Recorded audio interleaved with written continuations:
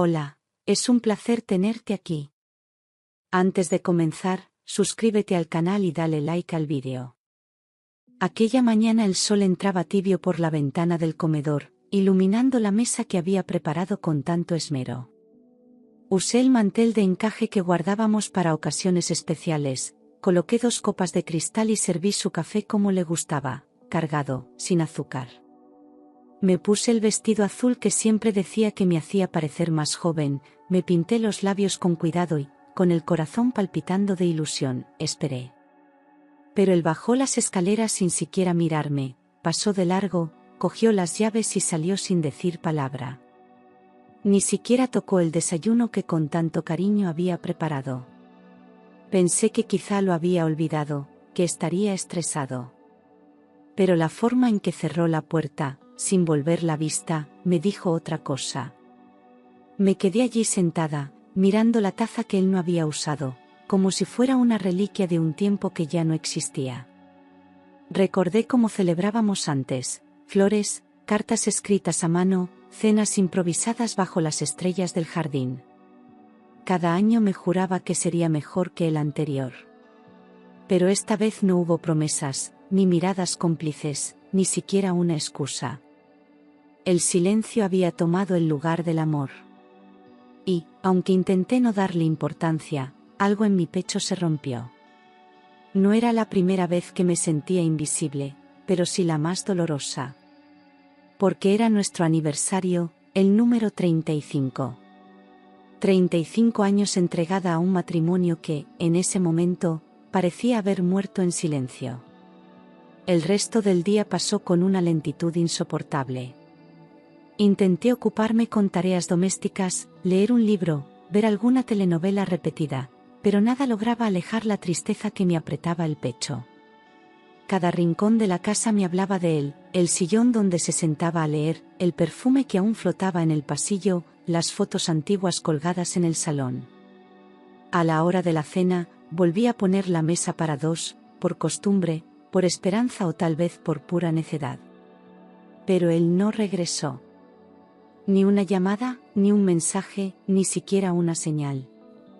Y esa noche, por primera vez en años, me acosté sin esperarlo, sin preocuparme por si estaba bien. Solo apagué la luz y, en el silencio de nuestra habitación vacía, supe que algo había cambiado para siempre.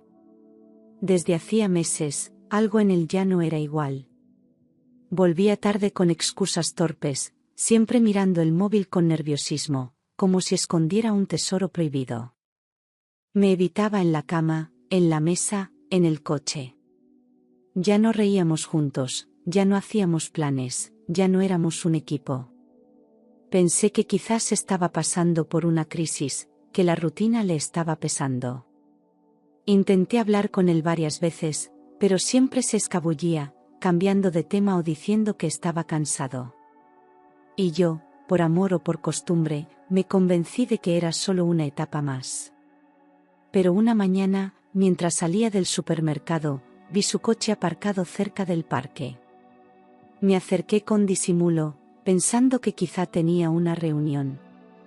Pero al doblar la esquina, lo vi sentado en una terraza, hablando con alguien. No pude distinguir bien, pero la manera en que se inclinaba hacia ella, como le tocaba la mano, me hizo un nudo en la garganta. Volví al coche temblando, intentando no pensar lo peor. Sin embargo, aquella imagen quedó grabada en mi mente como una herida abierta. Empecé a observarlo más de cerca, a notar cada mentira pequeña, cada mensaje que llegaba y él no leía delante de mí. Y en el fondo de mi alma, algo me gritaba, ya no era solo una sospecha, era un presentimiento desgarrador. Una tarde, mientras limpiaba los estantes del pasillo, escuché voces provenientes del despacho. Él hablaba con alguien por teléfono, con un tono tenso pero íntimo. Me acerqué despacio, en silencio, y pegué la oreja a la puerta apenas entreabierta. No se lo digas aún, Laura. Déjame prepararlo todo, dijo él. Sentí un escalofrío tan fuerte que casi me hizo perder el equilibrio. Laura. Ese nombre me perforó el pecho como una daga afilada. Laura era mi nuera, la esposa de nuestro hijo. No podía ser. No tenía sentido. ¿Qué tenía que prepararse? ¿Qué no debía saberse aún?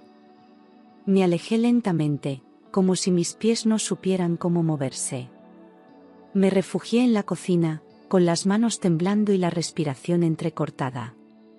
Intenté buscar una explicación lógica, pensar que había malinterpretado algo. Pero la forma en que pronunció su nombre, con esa cercanía, con ese tono casi protector, me resultaba imposible de justificar. ¿Desde cuándo hablaban así? ¿Por qué a escondidas? ¿Qué relación tenían realmente? La angustia se apoderó de mi cuerpo como un veneno lento. Y en ese instante, sin pruebas aún, supe que estaba metida en una pesadilla de la que aún no conocía ni la mitad.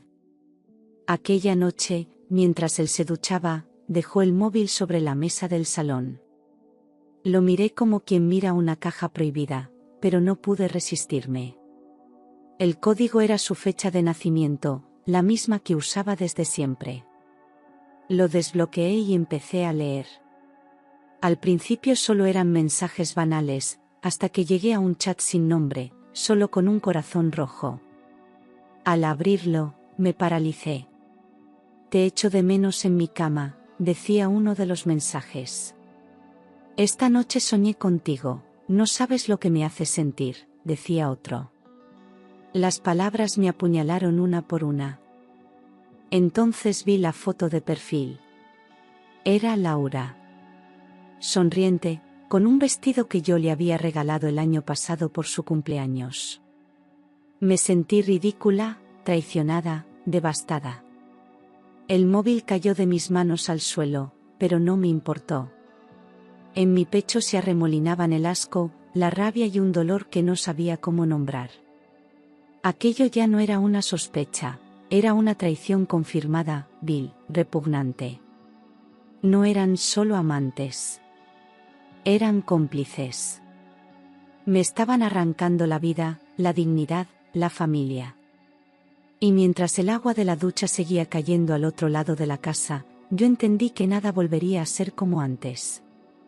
Me encerré en el baño, con el corazón latiendo a una velocidad imposible. Me miré al espejo, esperando encontrarme a mí misma, pero vi a una mujer derrotada, ajena, rota.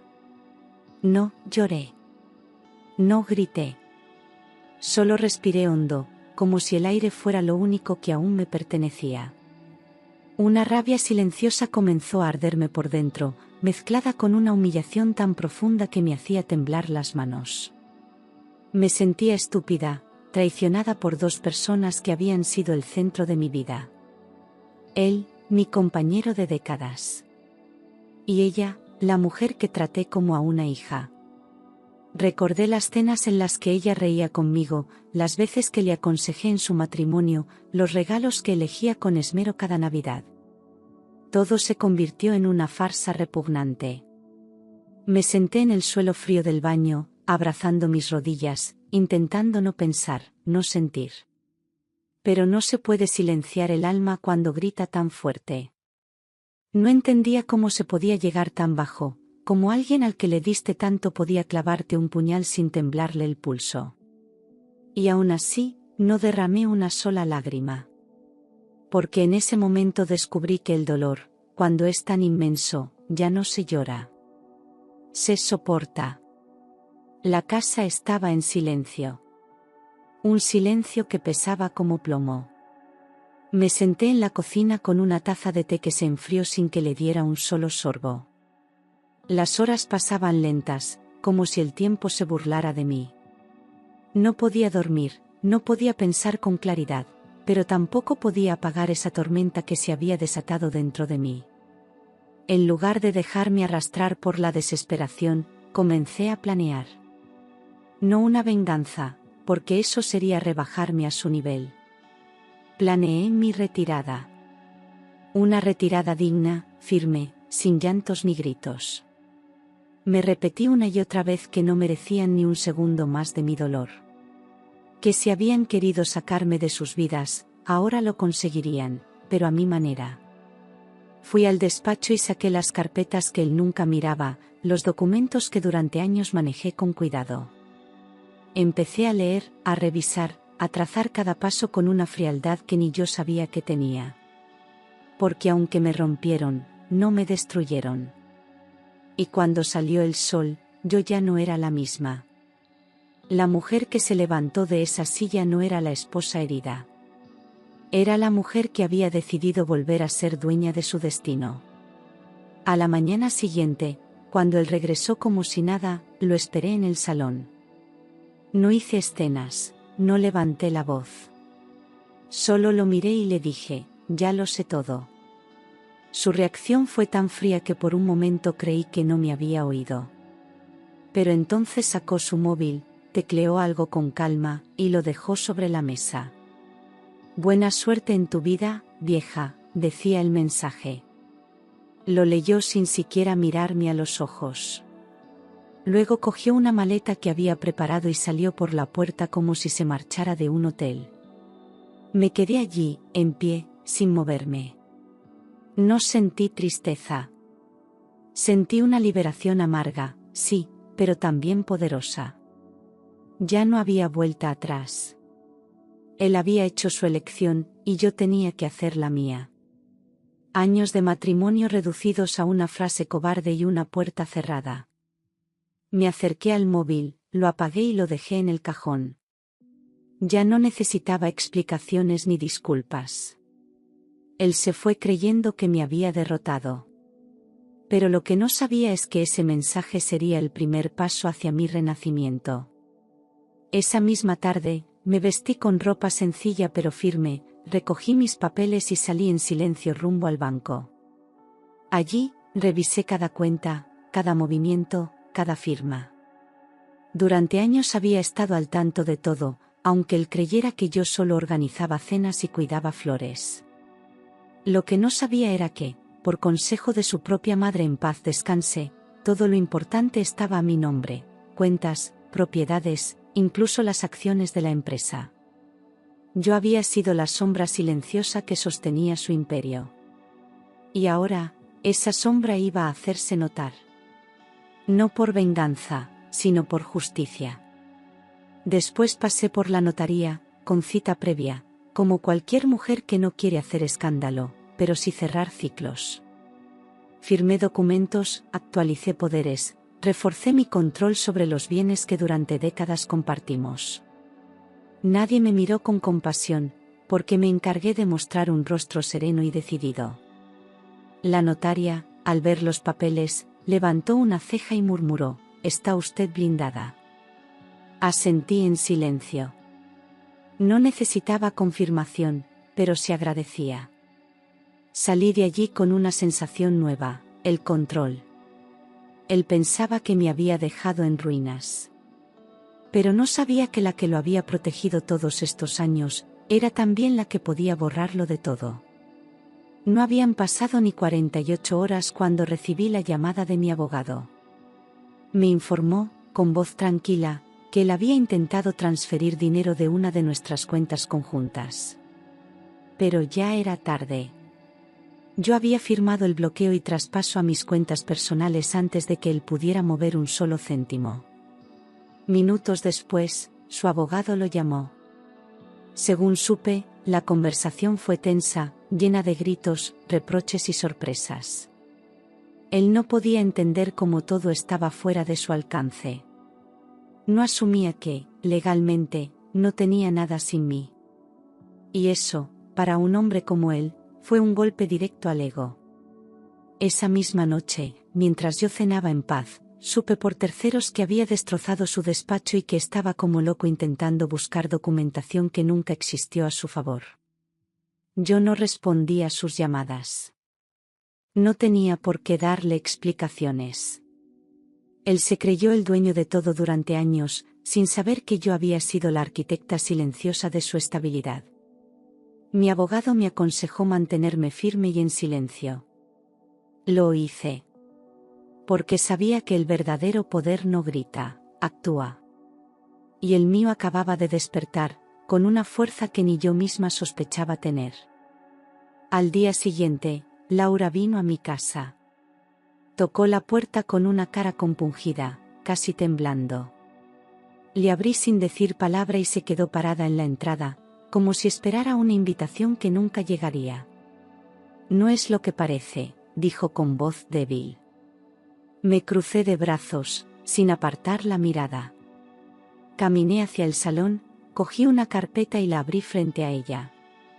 En su interior estaban impresos todos los mensajes, fotos y capturas que había guardado del móvil.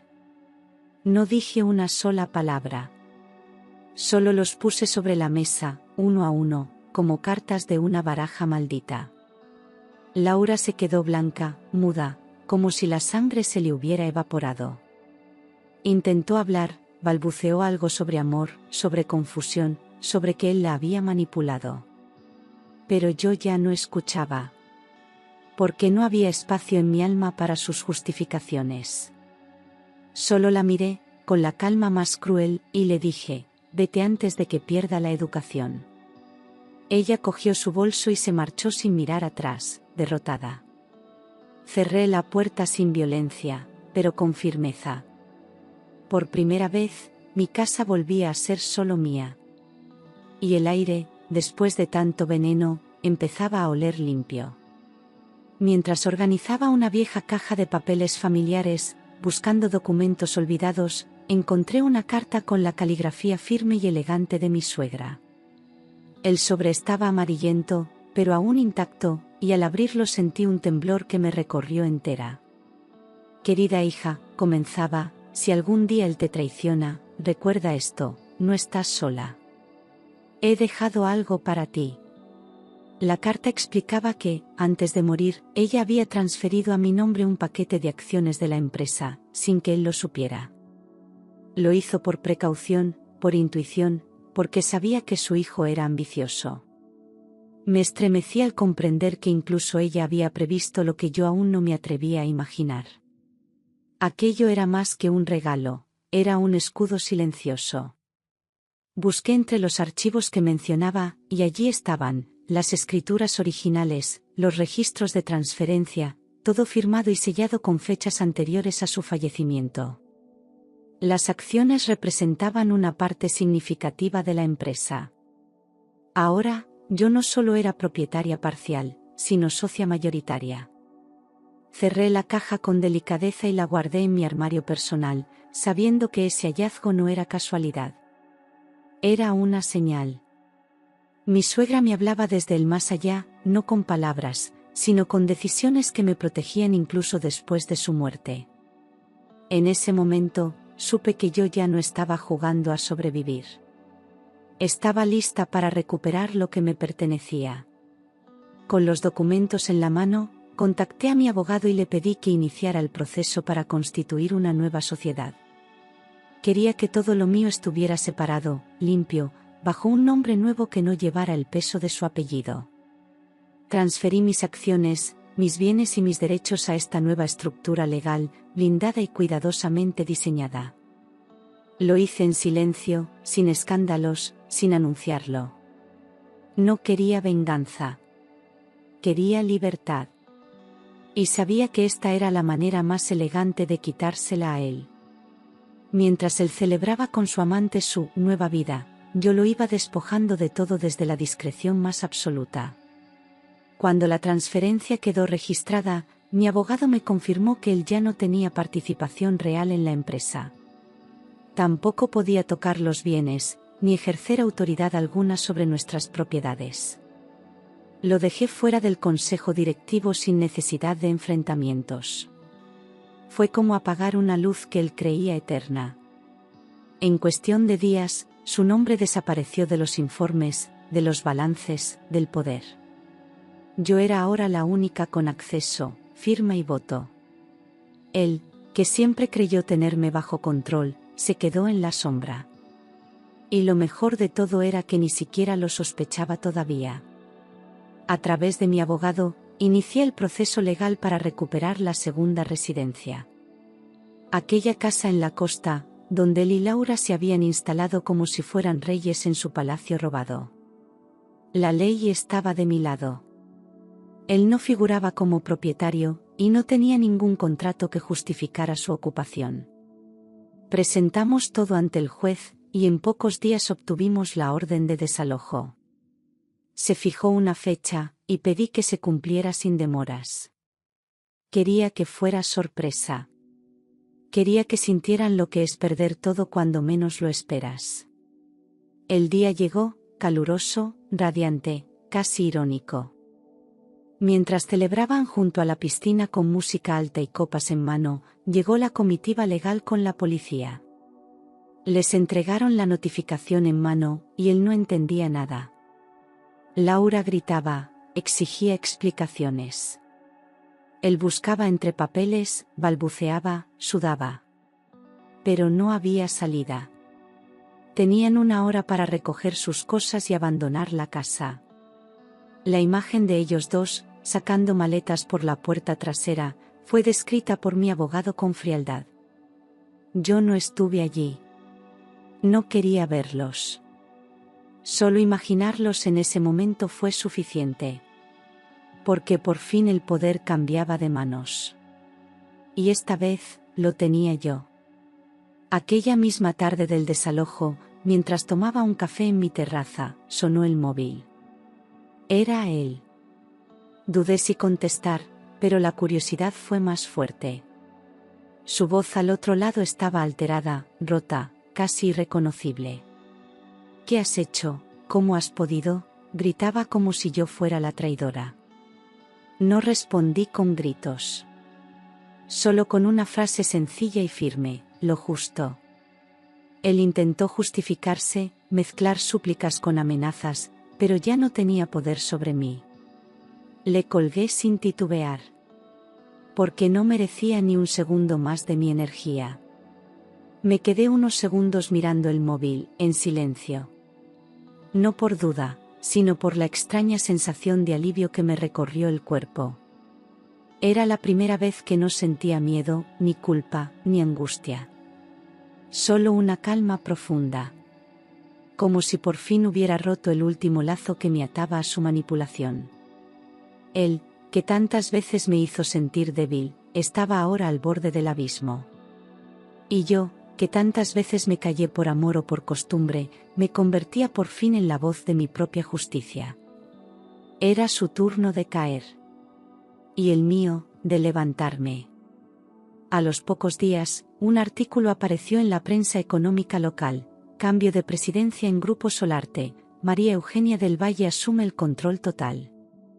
Las redes sociales se llenaron de comentarios, felicitaciones y sorpresa. Muchos no sabían que yo estaba detrás de la empresa desde el principio. Otros, en silencio, celebraban que por fin alguien desenmascarara al falso patriarca. Él fue invitado a un evento de negocios esa semana, y acudió sin saber que ya era una figura decorativa.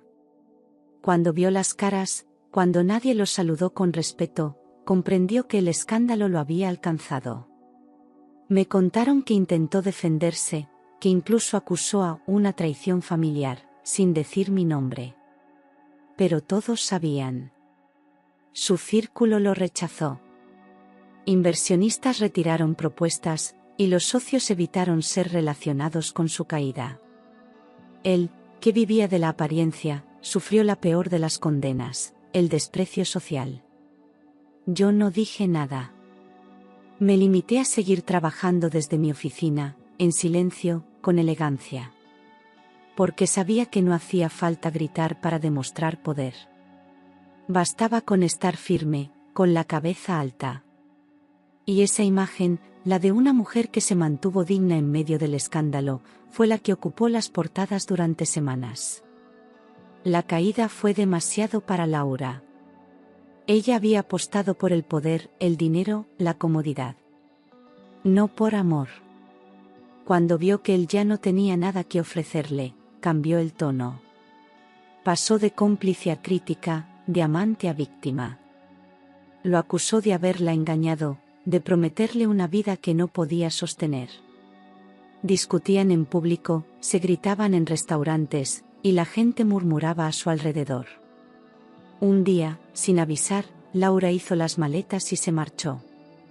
Dejó una nota: no voy a hundirme contigo. Él la encontró sobre la mesa vacía, junto a una copa rota. Él, que se creía invencible, quedó solo en un apartamento alquilado, sin muebles ni futuro. Me dijeron que se pasaba los días bebiendo, llamando a viejos conocidos que ya no le respondían. Lo había perdido todo, el poder, la mujer, el respeto y la familia. Y todo, por subestimar a la única persona que siempre estuvo a su lado.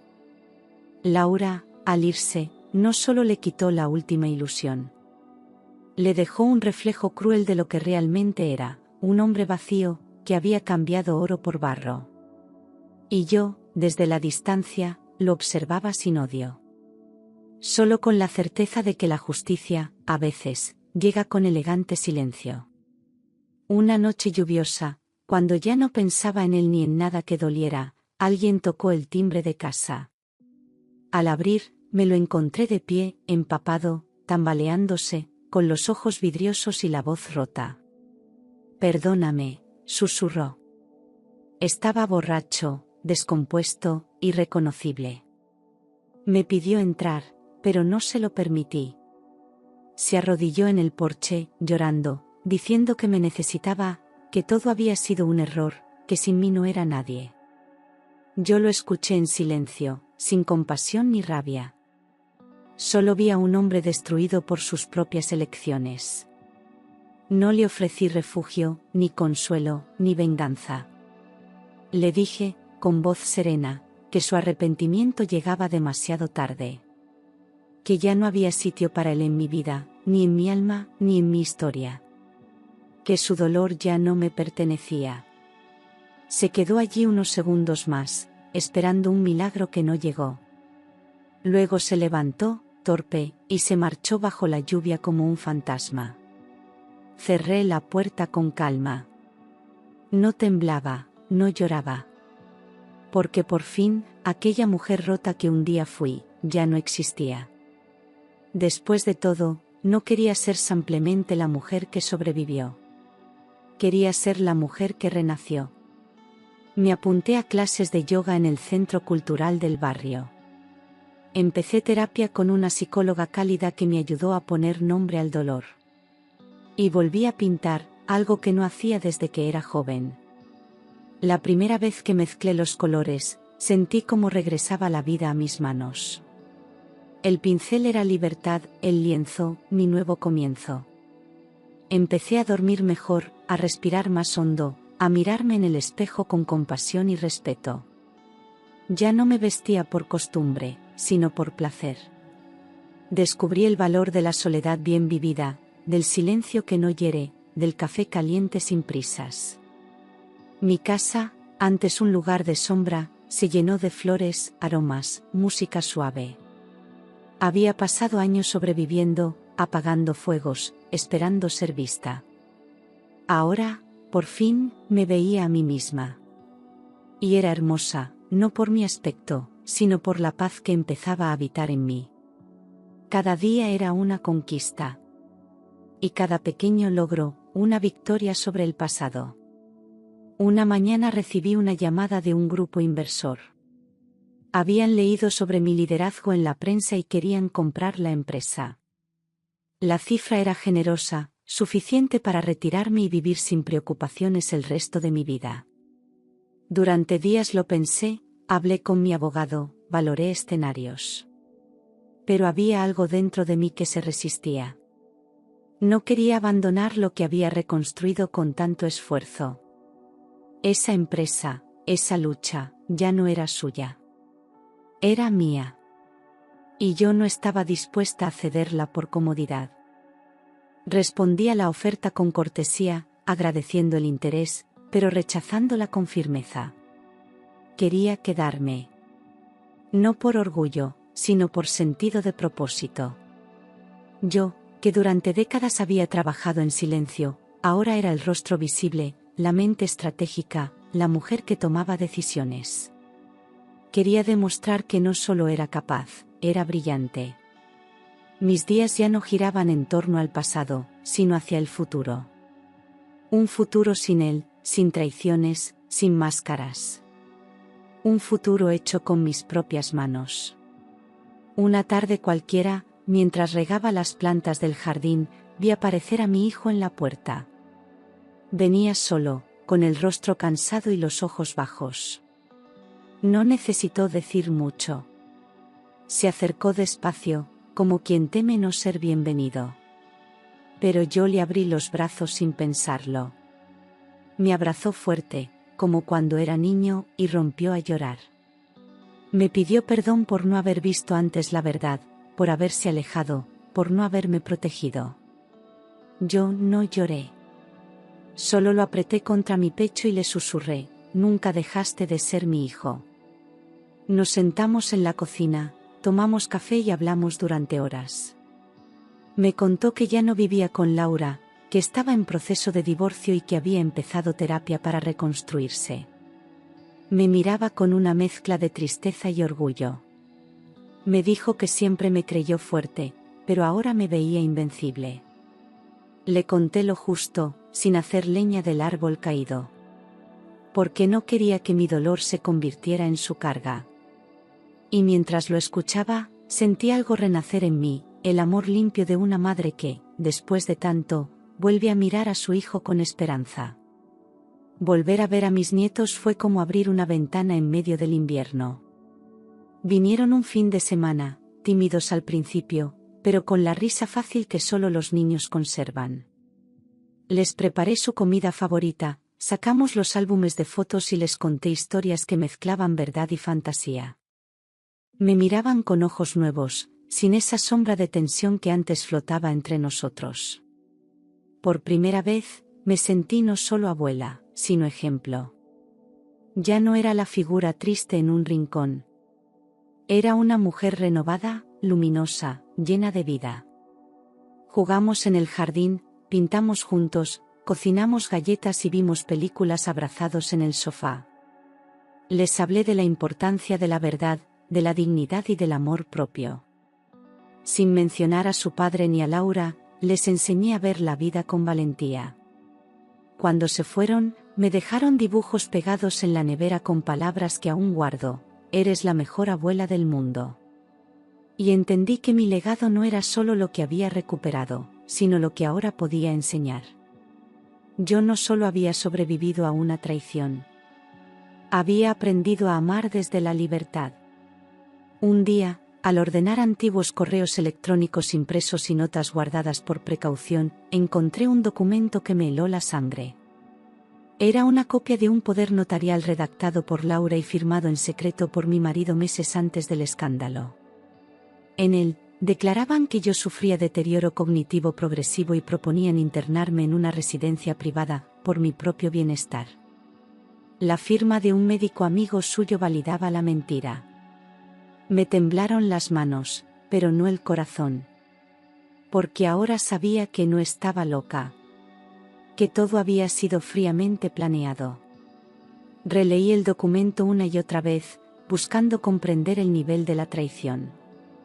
No solo habían querido quitarme el amor y la dignidad.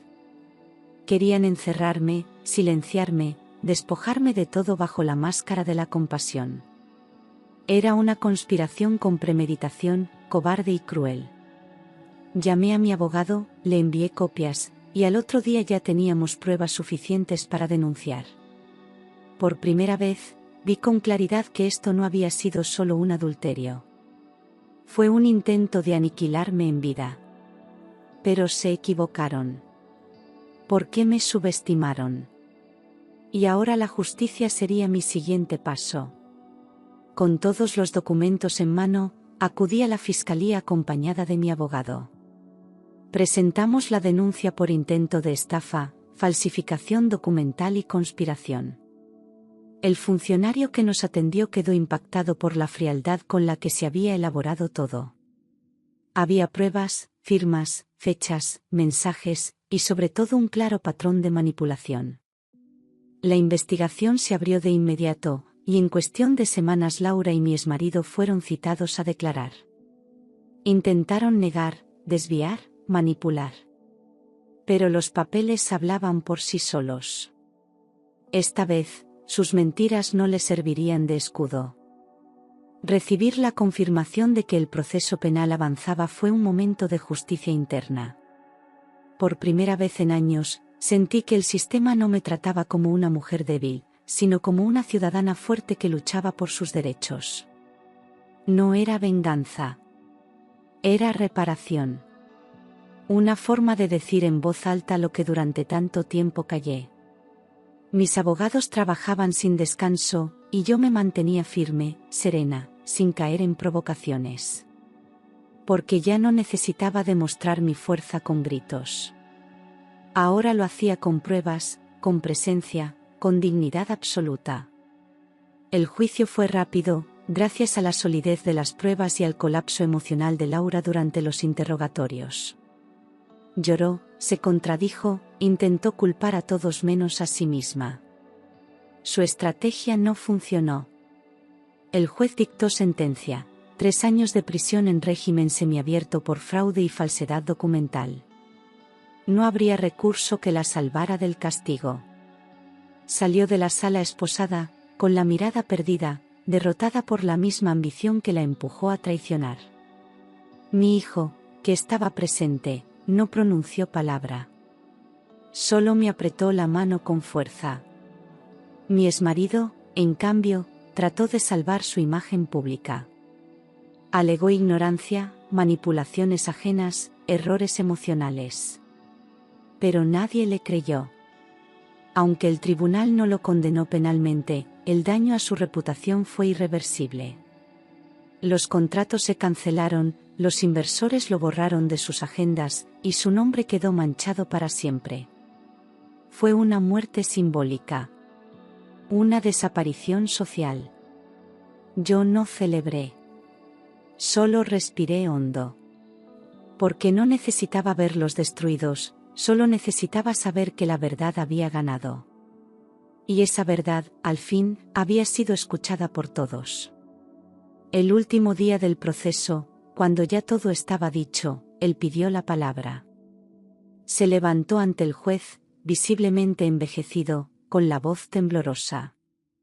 Dijo que me amaba, que había sido débil, que se dejó llevar por una ilusión vacía. Que nunca dejó de pensar en mí. Que cada noche, desde su caída, soñaba con regresar a casa. El juez lo escuchó sin expresión. Yo no desvié la mirada. Lo observé como quien contempla una ruina, con distancia, sin nostalgia, sin lástima. Cuando me ofrecieron responder, me levanté con calma. Lo miré directamente, con la seguridad de quien ya no debe nada. No me destruiste. Me liberaste. Eso fue todo. El juez asintió en silencio. No hubo necesidad de más palabras. El veredicto ya no importaba, porque el verdadero juicio había ocurrido dentro de mí. Y allí, por fin, había paz. Salí del tribunal con paso firme, el corazón ligero y la cabeza alta. Porque la justicia no siempre llega en forma de castigo. A veces llega en forma de libertad. Miguel llegó a mi vida sin ruido, sin promesas, sin prisa. Era abogado, viudo desde hacía años, sereno como el mar al amanecer. Lo conocí en una conferencia sobre liderazgo femenino donde yo daba una charla. Nos encontramos luego en una cafetería cercana y hablamos de la vida sin máscaras. Él no me miraba con pena ni con admiración exagerada. Me miraba como se mira a una igual.